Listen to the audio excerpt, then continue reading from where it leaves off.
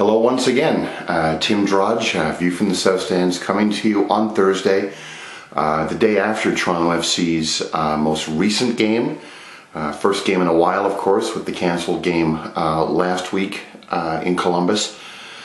And of course we had the Wooden Spoon Derby last night, a 2-2 draw versus the Portland Timbers at BMO Field. Even though the win eluded the team, even though the result was less than satisfactory, there were some good signs last night, which we'll get to in a moment. But I'll just talk about the game in brief and touch on a couple of things coming down the road, and one thing that I felt was kind of embarrassing for the people that were involved. So, the game ended 2-2. A very thin squad for Toronto FC, of course, yesterday being an international day. Donnell Henry, Decoy Williams, Darren O'Day, our new defender, Terry Dunfield, and of course Ironman Ryan Johnson were all away on international duty. Most of those guys, probably with the exception maybe of Williams, are going to be starters. They were all away, and Logan Emery, who's been starting fairly regularly under the Paul Mariner regime, was out due to card accumulation. So it ended up the TFC actually only dressed 16 players. They only had 5 on the bench last night. And you know it's thin, TFC fans, when Keith Makabuya gets minutes with the first team. So did Ty Harden and Adrian Can, for that matter. Harden has been a fixture in the reserves this season. He hasn't really played much since the Champions League ended for TFC, the Santos Laguna thing. And we also, of course, last night had the home debut of one Mr. Eric Hasley. And let's talk about Eric for a moment. It was his home debut, as I stated. He looked really impressive as a player last night. I didn't really focus on spending a lot of time watching him and what he did when he was visiting here with the Vancouver Whitecaps, but I really spent some time last night trying to focus on what he was doing on the field and what he does not only with the ball but off the ball. He's real strong. He's super strong. He holds the ball well. He gets the ball out of his feet real quick as well. Maybe even quicker than Danny Kouvermans did. But again, Kouvermans brings different strengths than Eric Hasley does. He's very technically adept. I also really liked how he went over and gave Mariner a great big bear hug after he scored in the 63rd minute to tie the game up 1-1.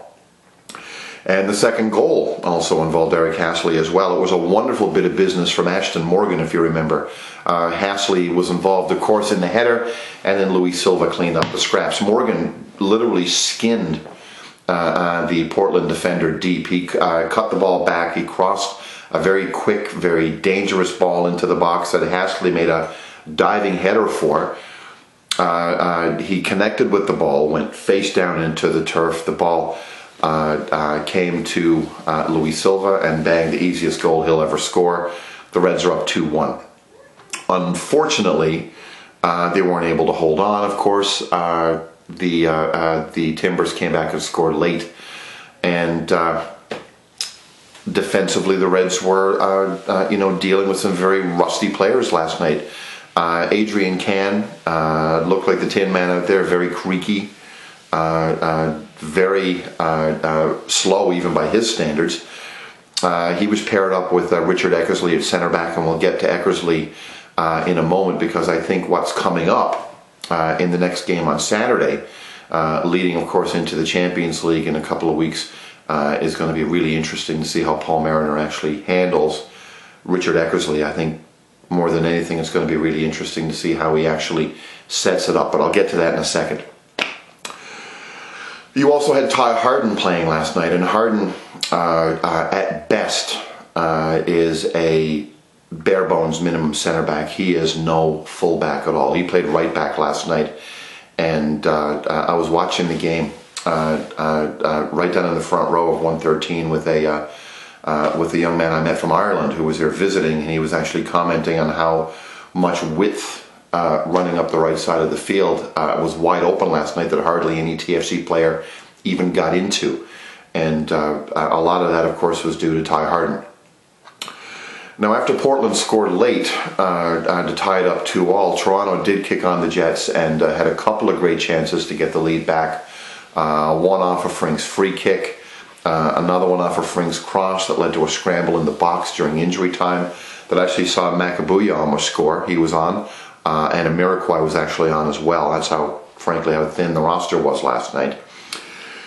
Now, getting back to Richard Eckersley, it's going to be really fascinating, I think, to see how defensively Mariner lines up the squad on Saturday. As you all know, and I've written about this as well, Eckersley has been the primary center back option for just about all of the games that Paul Mariner has actually coached this team. That's like 12, 13 games now. Now, the question going into Saturday is, does he keep him there and partner him with Darren O'Day? And speaking of Darren O'Day, he played for the Republic of Ireland yesterday in a shutout friendly against Serbia. I think they ended up being 0-0 or 1-0 for the Irish. Anyway, I don't really care too much about the offensive side of things for Ireland. I do care about the defensive side of things when Darren O'Day is playing. And he had a good serviceable 90 minutes is what we're being told. So the question now is what to do with Richard Eckersley. Does Mariner keep him in the middle and partner him up with O'Day? Does he like what he's seen with Eckersley in the center back position recently? Is that going to be the center back combination going forward? There is precedent for that happening. If you take a look at Marvell Wynn was a fullback with the Red Bulls and with TFC. He is a center back with Colorado Rapids right now. So it does happen. It does happen in MLS. It does happen all over the sport, so it remains to be seen where he's going to go. Is he going to move Eckersley back out to the flank, out to the right wing? Keep Morgan on the left, and does he think that Donnell Henry, who played for Canada last night in a 2-0 win against Trinidad and Tobago, does Henry be the center back partner with Darren O'Day? Does, O'Day put him under his wing, be his roommate on the road, all of those things that the experienced hand is supposed to do with the young, raw, talented rookie? Is that the approach they take or not? It's going to be really interesting, I think, to see defensively how the team shapes up on Saturday. And speaking of Saturday, Kansas City comes to town. They're going to be tough.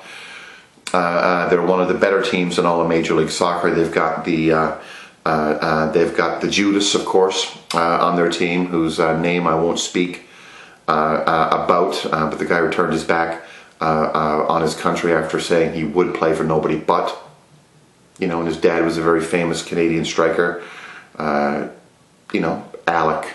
Blank, who I'm talking about, people. Anyway, that game is going to be tough, but I think the debut of Darren O'Day and some CNE home cooking, because the exhibition starts this weekend, I think it's going to make a great day out at the stadium, methinks, and I look forward to seeing everybody in the stands on Saturday, and I look forward, of course, to having another blog up, a video blog that is up on the weekend. Now, the embarrassing thing that I've really wanted to talk about, I don't think was embarrassing to anybody but themselves. Chris Boyd, former standout striker with Glasgow Rangers, a team, of course, that's been in a lot of turmoil, financially kicked down to the lowest tier of Scottish football. They've been having a lot of problems lately, but they do have a loyal fan base worldwide, the same as their crosstown rivals in the old firm, the Glasgow Celtic. Not the Glasgow Celtic, Glasgow Celtic, sorry. Anyway, there were a number of fans there last night wearing Blue Rangers kits, there to support Chris Boyd last night. And hey, you pay your ticket, you're allowed to do what you want. But a number of those fans were thrown in for unruly behavior last night, including fighting. I really want to send the message to idiots and jackoffs that do stupid things like that. I want you to keep your sectarian and your frankly idiotic grudges and the like overseas where they belong. They do not belong at a Toronto FC match.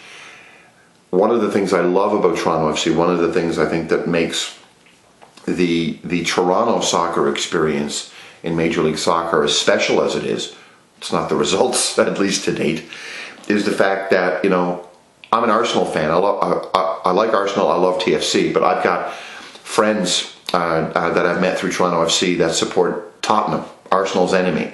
I know fans that support, AC Milan and other people supporting Inter. Other people supporting Juve, other people supporting, Everton and Liverpool. You name it. But still, TFC brings them together. But yet, there were idiots there last night that were reveling in their sectarianism and I think wallowing in their own stupidity. And I really hope that they feel as bad as they should, and I hope they feel as stupid as they certainly looked last night. So that's it. You folks have yourselves a wonderful weekend. Again, your ticket gets you into the exhibition this weekend, so you can get some Tiny Tom's donuts and you can ride the tilt-a-whirl and the teacups and all that kind of stuff. So I look forward to seeing you at the X, and I'll have another video blog up, as I stated, on Sunday after TFC's next game against Sporting Kansas City. Thanks again for watching, and we'll talk to you soon. Cheers.